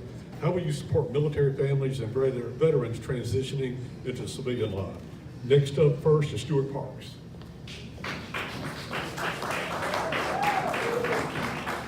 Great question. So I love our vets. We're here in VFW. I had friends and family members that gave their life to serve our country. Kind of a fun fact about me, I'm a descendant of Homer Hill Parks. He was actually like the tallest soldier to serve overseas for World War I and so forth. So I take, come from the long lines of wonderful heroes. So the answer to that question is, I love our veterans, and I want to see it that they transition smoothly back into civilian life. We love you. This isn't going to be, you come back home after serving, there's going to be protests and people, calling you, all kinds of ugly names. No, we love you. You're heroes. You're part of God's army is how I like to say it. So just getting rid of PTSD and making sure that there's a smooth transition back into civilian life. I'm a real estate broker, and there are some wonderful products for veterans to come in, after receiving wonderful pensions and payments from the military to own a home. I'm very big on property ownership and make sure that there's no homeless vets once they come in from serving overseas and serving their time in the military. They got wonderful zero down payment product. The only problem is these veterans have a hard time competing, like in places where I come from in Nashville, where someone just sells their home from California and wants to leave the communist environment out there, and they just blow their money on paying several thousand over the asking price for a property. Well, that's hard because that's really enticing to a seller. And someone with a VA loan, it takes several days, weeks just to get approval to buy the home. So I want to cut back on the red tape and make sure that veterans can get fast approval for VA loans and obtain the home of their dreams, as well as going back to any type of farm life and rural communities and so forth. I talked with another individual that specialized. Well, I'll say this: I want to get veteran counseling and hospital and medical in case any veterans in rural areas in Dickson County, they can quickly get the help they need to assimilate back into civilian life. So that's my response. Thank you.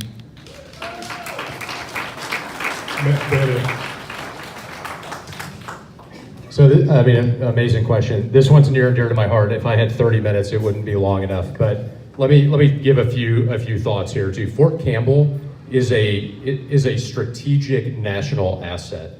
It is important to our economy, but it's important to the country. While I served in 160th, my brother served in the 101st Airborne Division, and it's seeing the 5th Special Forces Group, the other units that are there, the force projection capabilities that we have out of Fort Campbell have led the global war on terror, have been on the forefront.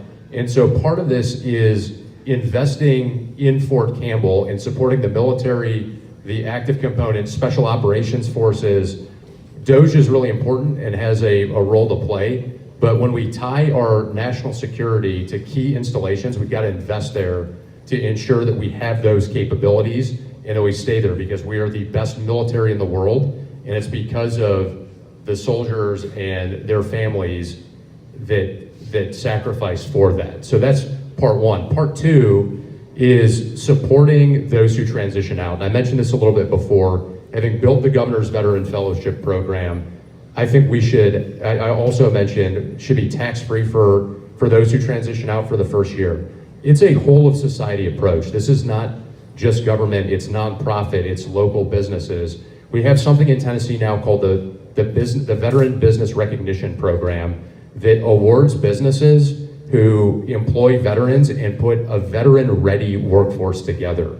Operation Stand Down Tennessee has a presence here. It's an incredible nonprofit. Working with state government, with federal government, it's a part with private business. That's what we have to do to truly care for all of our veterans. The last thing I'll say is that we have to invest in military spouses as well. Independent child care, being able to support the full family as they serve and then as they transition out. And this is something that I'm really, really passionate about. Thank you all so much. Jody Barrett. Well, one of the things that we can do is what Congressman Ogles just did with a community-based outpatient clinic, which is huge for veterans. I haven't served. That's no secret.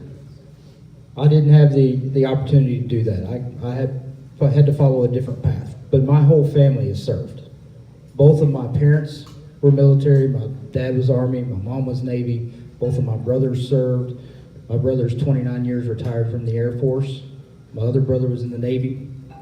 So this is important to us because we've experienced personally in our family how you deal with supporting veterans. So with my sister-in-law, my brother's wife, who's a colonel now in the Air Force, volunteered out of Bucket to go to Afghanistan. She left my brother at home in St. Louis at Scott Air Force Base to hold down the fort. And when he fell and got injured and had to have reconstructive knee surgery, I dropped everything here and drove up there 6 hours to go be with him for 3 days to make sure that he was fine. Came back home, worked for 2 days, turned around, drove back again to make sure he was getting to and from all the meetings and outpatient stuff that he had to do with his rehab. I say all that just as an example to say that's what all of us need to be doing for our veterans, for our families, folks that we know personally that have issues, that have needs. It's not enough to rely on the government. Again, I go back to personal responsibility. We are our neighbor's keeper. We are challenged by Jesus to love our neighbor as ourselves. We should be doing that for our veterans. We should be doing that for regular folks, our next door neighbors. And so I think what we need to do for Fort Campbell, what we need to do for a lot of the issues that we have here, is we need to continue to evaluate why we have so many bases overseas and how much of that can we bring back to America and invest in our bases that we already have here. So thank you. Gino Bulso. This is a solemn pledge and obligation that we have to our veterans. And notice how when you look at the Constitution, it specifically says that our federal government should spend money on the debt, on defense, and on what's called the general welfare.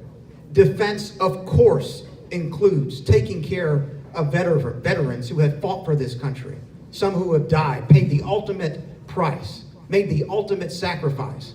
It is the government's solemn obligation to take care of veterans' families, to take care of widows, and to take care of orphans. And I am looking forward to working with Doug Collins, head of the Veterans Administration, to make sure that all of our veterans are properly supported as they transition back into private life. And you can look at my record in the state legislature, because earlier this year, I wrote and passed in the House and then also in the Senate, the Valor Act, which doubled the property tax exemption available to our veterans who were permanently and totally disabled. It hadn't been increased in over 20 years, yet the value of property and the amount of property taxes has increased exponentially in the last 20 years in Middle Tennessee and across the state. And that Valor Act is just waiting to be rolled into Governor Lee's next budget so that we can increase property tax exemptions for all of our permanently and totally disabled veterans and say thank you in a manner that best behooves our state. Thank you. Stuart Cooper. Yeah, this is a great question to follow up on, obviously, the last one. We're talking about cutting spending. This is where we need to always spend. So I agree with what everybody is saying here. And so, yeah, the only thing I would add is, mental health and just making sure we take care of mental health, also those that are returning. I've got a good friend who was part of one of the units that in the Army that had the highest suicide rate. And just hearing kind of firsthand from him what they went through, and I think we need to ramp up as much as we can on mental health as well. But this is where we spend money. I would just say spend money on defense always. Thank you for every veteran. Thanks for your service. Appreciate it.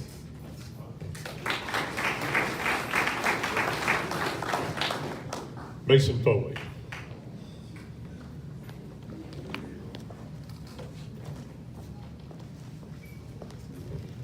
Thank you. This question is really important to me because some of the earliest memories I have related to getting my driver's license meant that I was able to take on the responsibility of driving my grandfather to his VA appointments. It was a very eye-opening experience having to see, somebody who dedicated so much of their life to serving our country to be treated the way that he was treated throughout that process. And I mean, to credit the president, they have made a lot of progress, and like we mentioned earlier, the primary care services have gotten a lot better. But I think the ultimate thing that we can do is stop sending our young men to go fight in wars that we don't need to be fighting in. And if I am lucky enough to go up to Congress and represent you guys, I promise I won't vote to send us to fight any endless wars. I won't send us to go into places that we don't understand why we're going into, and I will do the best that I can to make sure that we have some transparency related to the conflicts that we're entering across the world. So thank you so much, and look forward to earning your vote. Joe Lewis. Fort Campbell infrastructure, the soldiers and the families are vital to the Tennessee 7th.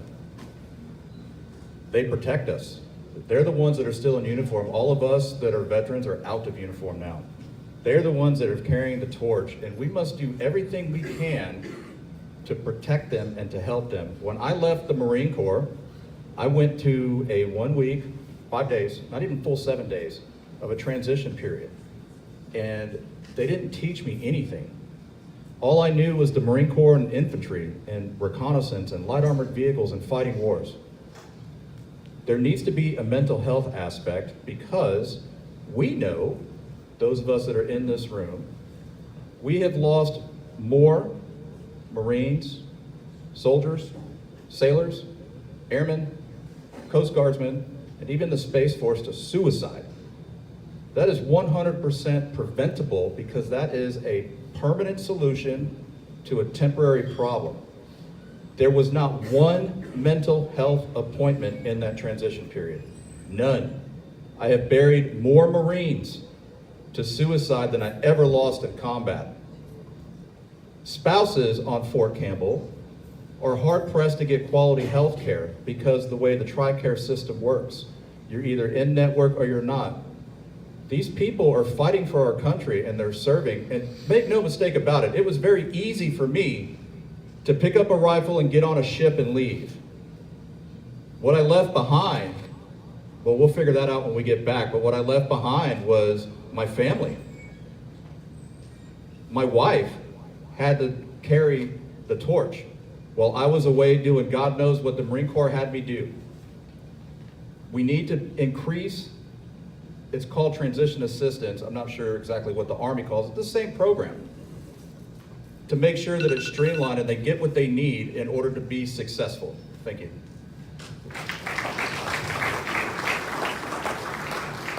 We're down to the final series of questions. When we do this, everybody's gone first and everybody's gone last. So we're going to ask these. There's a lot of more good questions that y'all had.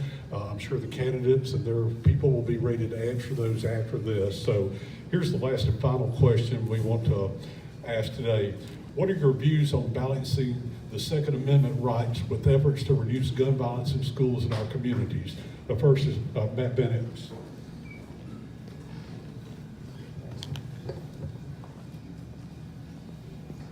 So the reason why we have the First Amendment is the Second Amendment. I am a strong Second Amendment supporter. I believe in constitutional carry. I think guns in the hands of good people defend our country and defend our society. I think the broader issues here are about mental health care, and it's about mental health care services. I've seen that on the veteran side. My dad's suffered severe post-traumatic stress his entire life, and I saw him battle through that. And it's not just veterans, it's outside of that. We owe our kids, who I mentioned before, who are on their phone, need to put their phones down and get outside. Parents know best, and we have to invest in our families to offer solutions and to work on these problems. But I am a strong supporter of our Second Amendment, and will fight for that in Congress. And I just want to say thank you all so much. It's been an honor to be here. I think this is the last question, so really appreciate everyone attending, and look forward to earning your trust and your vote. Thank you all so much. Jody Barrett.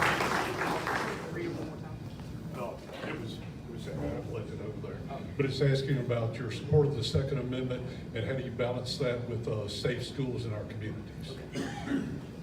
All right, so when you get up here to answer a question about the Second Amendment, you start talking about mental health, it sounds like red flag laws to me. Especially when you work for a governor that tried to jam that down our throats. So let's talk about red flags. When we had a special session for red flag laws in Tennessee, I was one of only 4 Republicans that voted to end that special session before we ever started.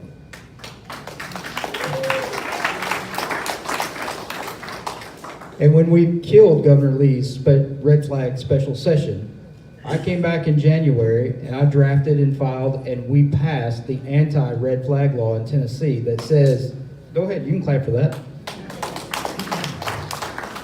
That says that no red flag law can be created in Tennessee unless it originates in the state legislature. And why do we do that? Because the liberal left whack jobs in Davidson County and Shelby County that would try to pass their own ordinance so that they pull you over going through I-40 in downtown Nashville. Next thing you know, they've taken all your guns away and thrown you in jail. So we didn't let that happen in Tennessee. And why do we not let that happen? Because we are the state of the patron state of guns and God. And that's what we do here in Tennessee. I'm proud to be pro Second Amendment. Everything I've done in the state legislature, again, I'm going to keep pointing to my record. You look at the bills that I have run, the voting record, everything that I've done since I've been up there will tell you that I am as pro 2A as anybody gets. So thank you very much. Gino Bulso. A well-regulated militia being necessary to the security of a free state, comma, the right of the people to keep and bear arms shall not be infringed. Do any of you find that ambiguous? I think not. The answer to what the left calls gun violence is more freedom, not less freedom. Studies show, and particularly a study by the neutral group, the RAND Corporation, that 94.1% of mass shootings occur in gun-free zones. What we can do in Tennessee and across the country to reduce what the left calls gun violence is to eliminate gun-free zones. And that is exactly what I have work to do in our General Assembly. During that special session that Governor Lee called, I drafted and ultimately passed a bill that allowed pre-K through 12 private schools to make their own firearms policies, which prior thereto, our code did not allow. In our schools, we need to have an armed response on site. It's not sufficient to be able to call law enforcement when an active shooter gets there, because what we know is that these shootings happen in just a matter of minutes. So it's up to the schools to be able, where they can, to train teachers, to train administrators, to provide an on-site armed response to any active shooter who seeks to harm any of our children. The answer is more freedom, not less, and I'm proud to say that is what we have been able to do here in the state of Tennessee. And if I get to go to Washington, we're going to make sure that's the policy of this entire country, because our Second Amendment is a God-given right that no state should be free to take away. Stuart Cooper. I went to get a hearing test the other day, and my hearing has gone way down. And so they said, you know, have you ever shot a gun before without covering your ears? And I was like, once? Ever? Yeah, like all the time. So if I lean in when we're talking, it's because my dad had every gun imaginable. Actually, when the kids were small, I had to tell him, Dad, like, I love you, I love Mom, but she's got loaded guns in her purse. You've got loaded guns on top of the refrigerator. The kids are 4 years old. Like, they think they're toys. You know, please. And I'm not trying to joke about this. We got to be serious with that, obviously. But yeah, I mean, I grew up around lots of guns, and I completely agree with what everybody has said here. But yeah, the answer is more freedom, not less. I do think school resource officers, SROs, are the answer to that. Mental health issues. It definitely is a mental health issue if you got a whack job that wants to come in, because it's usually somebody who's angry at everybody, and so that's terrible. But yeah, trying to think of what else to tell you here. Gun here. This is what popped in my head a second ago. Guns are good. You know, just that's it. You know, yeah, we're not taking away anybody's rights. Second Amendment rights, and we got to protect them, and the president's right. I also want to say thank you guys too. You guys are unbelievably attentive, and I've been back here just observing how amazing you are and how attentive you've been, and it's just an honor for all of us to be able to do this. So we've already won by doing it. Just being a congressional candidate is an honor. I would appreciate y'all's vote. You can go to cooperforcongress.com. I'll say my dad, who introduced me to guns like crazy, was the delegate to Trump in 2016. He saw something in Trump before I did, before everybody else did. Dad was a business guy, and I lost my dad in April of this year. So, I think he'd be proud of me even doing this right here. But Dad was a huge gun guy. Guns are good. Mason Foley.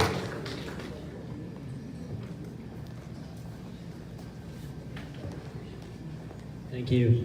I can keep this one pretty brief. I'm a strong supporter of the Second Amendment, and while I think what happens in schools should be a state-by-state issue, I can tell you one thing: I felt incredibly safe at my public high school in Tennessee, having an SRO officer with a pistol on her hip and an AR-15 in the closet, and she would always tell us, if a bad guy comes around here, he's going to be the one running, not you guys. So, like I said, I think it's the school issue is more of a state-by-state issue, but strong supporter of the Second Amendment. And thank you guys so much for your time this evening. I know we've been here for a while, and I'm happy to answer your questions afterwards if you have anything else you'd like to discuss. Jody Barrett. Second Amendment is not a privilege. It's not a suggestion. It's a right. Some of you may notice that my shirt is untucked, and some of you that have seen me around, my shirt's been untucked. That's by design. Make no mistake about it, Tennessee is an open carry state.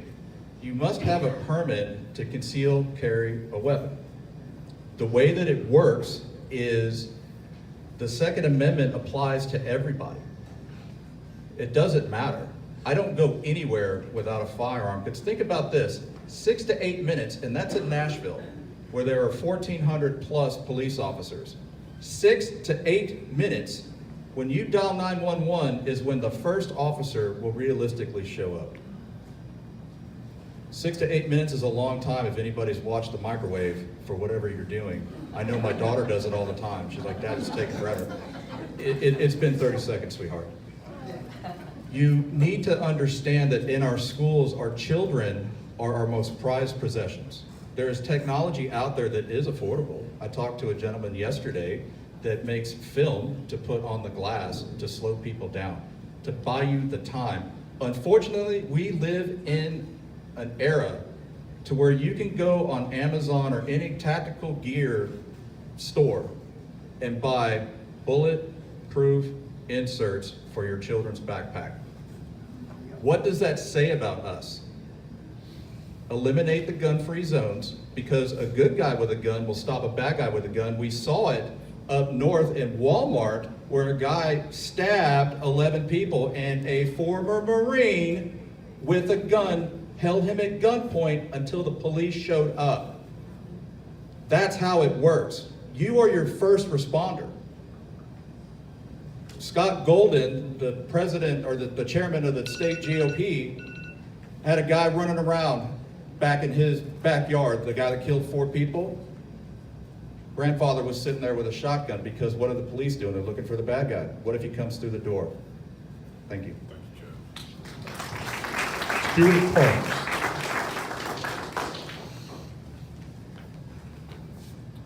Thank you. I'm going to transition over here because I've been talking on this side, so I'm going to bless y'all with my proximity speaking over here. So, school shooting, very controversial. There's a lot in that, and you know, a good quick answer for that would be getting Bibles back in school, because even though, I mean, that when I was a child, and I'm talking about, you know, school shooting conducted by young students coming into the school shooting their classmates. You know, I wasn't thinking about killing people, bringing guns to Ezel Harding. You know, I was thinking about football and youth group at church and many other things to be concerned about. So getting Bibles back in the school, into the curriculum to teach people. And I said this earlier at the First Tuesday event I spoke at in Nashville. I said, these people don't know that you go to shoot up a school and then, you know, you turn around and turn a gun on your head. I mean, you're going to hell for stuff like that, like murdering people. That's so wrong. So you look at, I live in Nashville. You remember the Covenant school shooting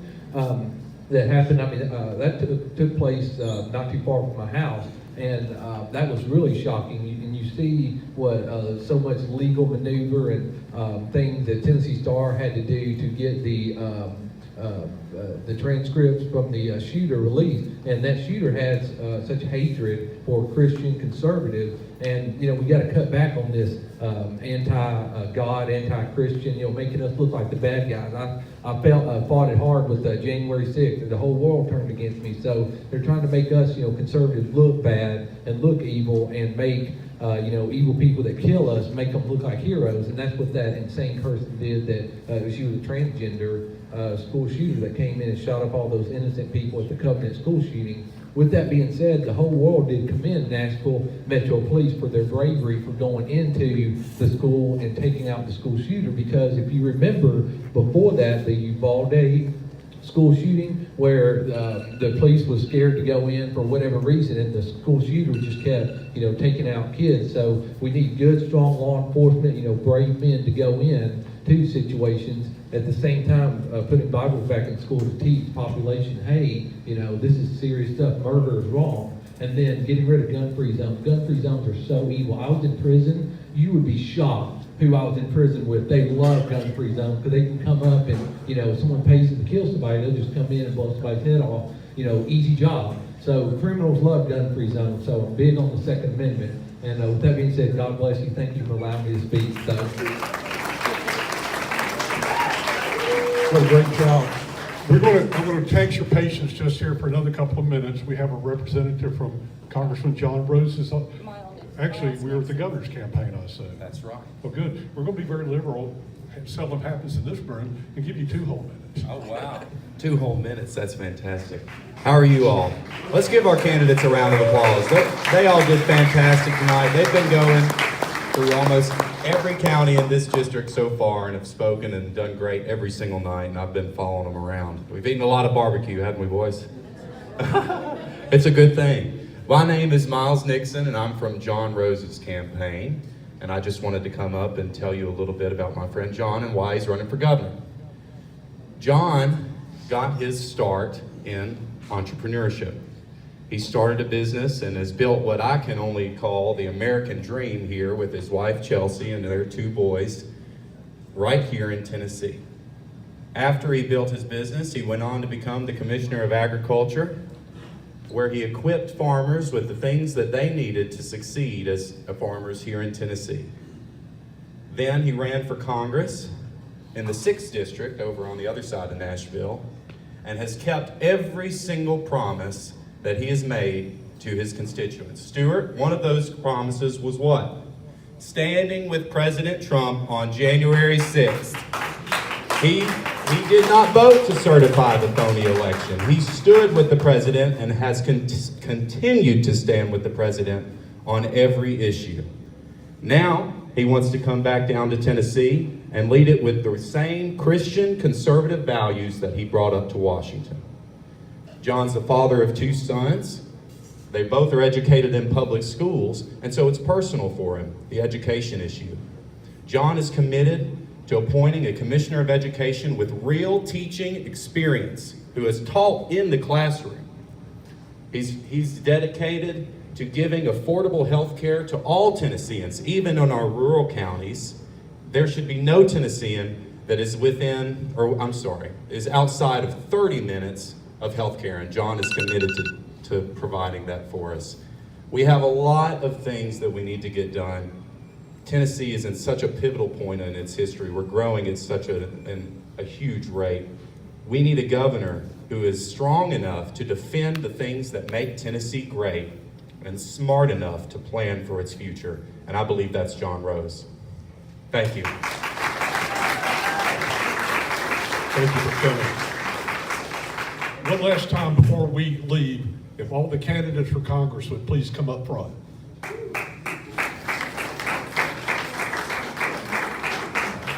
It's okay, you can pull up for all of them, doesn't matter who you're for. It's fantastic.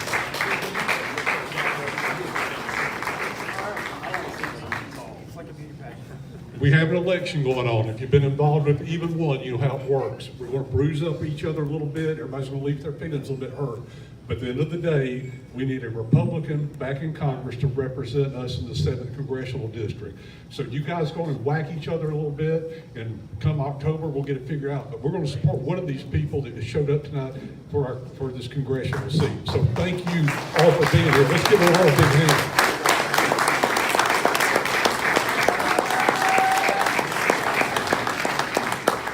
I appreciate it, and I'm going to turn it back over to our fine chairman. Definitely want to thank Mayor Ryle. He did an awesome job as our MC. And Justin Spurlock, he has been videotaping this, and it's going to be available on DC TV. And I want to thank all of you for coming tonight. This time last year, we were putting up Trump signs, and we thought we were going to have this summer off. Well, we're busy, and it's giving us practice for next year. In preparation for this event, I was doing some research and found out that Tennessee was 51st in voter turnout during the last midterms. The number of people that are here tonight give me hope for the next midterms. We can't stay home. We've got to vote. We've got to keep Republicans in office. Thank you for coming.